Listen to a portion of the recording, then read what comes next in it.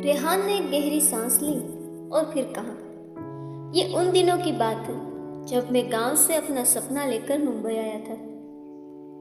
बारिश का मौसम था, तेज हवाएं चल रही थी। एक घर के बाहर टैक्सी आकर रुकी।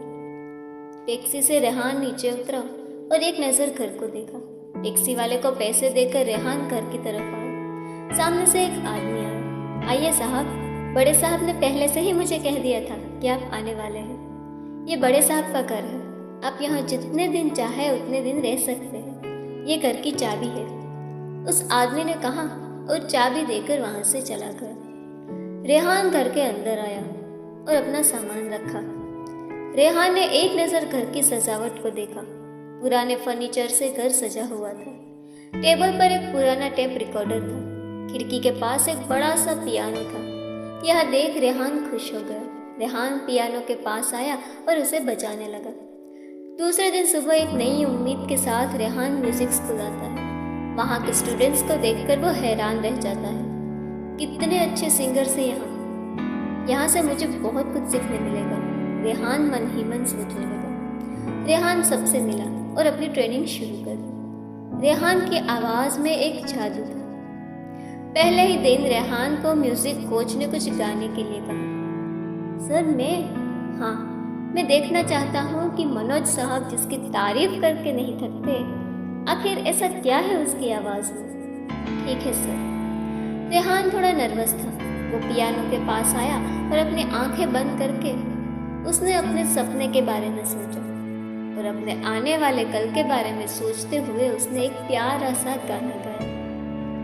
रेहान की आवाज़ से वहाँ सब एक अलग दुनिया में चले गए। वाह, क्या आवाज़ है, क्या गाते हो तुम यार, सबने कहा। सर अब भी कोई डाउट है? बिल्कुल नहीं। Welcome to music college Rehan. ऐसे ही 3 महीने बीत गए। 3 महीने में रेहान ने अपनी आवाज़ से सबका दिल जीत लिया। एक दिन रेहान घर पर प्रैक्टिस कर रहा था।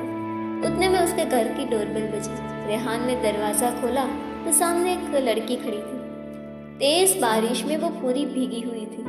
वो काफ़ी परेशान भी लग रही थी। मेरी ट्रेन छूट गई है। वो तेज़ बारिश की वजह से मुझे कोई ऑटो भी नहीं मिल रहा। क्या आसपास में कोई होटल या गेस्ट हाउस है? उस लड़की ने कहा।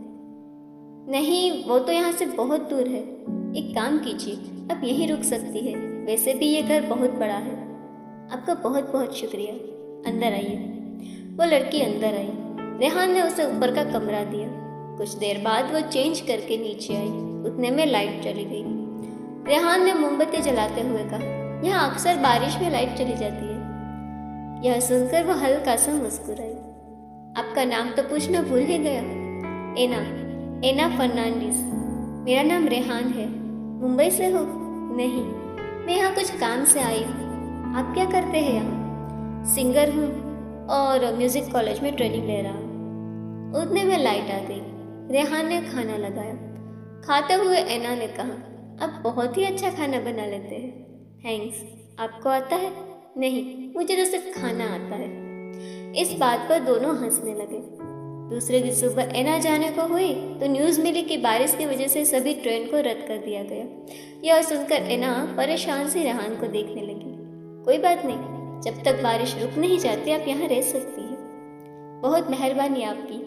वैसे इतने बड़े घर में अकेले आपको डर नहीं लगता? मैं अकेला कहाँ हूँ, ये पियानो, टेप रिकॉर्डर, ये सब है ना मेरे साथी। फिर तो आज हमें भी कुछ सुना दीजिए। ज़रूर, बोलो क्या सुनना पसंद करोगी? Romantic song. यह सुनकर मुस्कुराता हुआ रेहान पियानो के पास आया और प्यारी सी धुन बजाई। एना आंखें बंद करके उसे महसूस करने लगी। एना ने आंखें खोली और मुस्कुराती हुई रेहान को देखने लगी। एना आंखें बंद करके गाने को महसूस कर रही थी। रेहान ने कब गाना बंद किया उसे पता ही नहीं चला। बंद क्यों किया? एना ने बड़े ही मासूमियत से कहा। मुझे म्यूजिक क्लास जाना है, मैं भी चलूँ क्या? तुम वहाँ क्या करोगी? तुम्हारा गाना सुनूंगी। वैसे भी घर में अकेली बोर हो जाऊंगी। ठीक है, चलो। रेहान एना के साथ कॉलेज आया और सबसे मिलवाया। ऐसे ही 3 दिन बीत गए। रेहान और एना में बहुत ही अच्छी दोस्ती हो गई थी। साथ घूमना, खाना पीना, मस्ती करना। एना को रेहान से प्यार होने लगा। और रेहान को भी एना की दोस्ती रास आने लगी थी। आज रेहान के दोस्त का जन्मदिन था और दूसरी खुशखबरी यह थी कि रेहान का सिलेक्शन अमेरिका की बहुत बड़ी म्यूजिक एकेडमी में हो गया था। रेहान के दोस्त के घर पार्टी थी, सबने खूब मस्ती की, एंजॉय किया। रेहान अग्रवाल हो और उसकी आवाज़ से गाना ना हो, ऐसा हो सकता है क्या? रेहान के एक दोस्त ने कहा, नहीं यार आज नहीं, कम ऑन यार, 3 दिन बाद तो तू अमेरिका चला जाएगा, फिर कहाँ तेरी आवाज़ सुनने को मिलेगी। ठीक है चलो, तुम भी क्या याद रखोगे, गिटार लाओ, रेहान ने कहा। गिटार नहीं, आज तुम एना के साथ डांस करते हुए गाओगे, सांची ने कहा। ठीक है चलो। रेहान ने डांस के लिए अपना हाथ आगे किया, एना ने अपना हाथ रेहान के हाथ में दिया। डांस करते हुए रेहान ने एक बहुत ही प्यारा सा गाना गाया। बेड पर लेटा रेहान अपने आने वाले कल के ख्वाब देखने लगा। बचपन का सपना अब धीरे धीरे पूरा होने जा रहा था।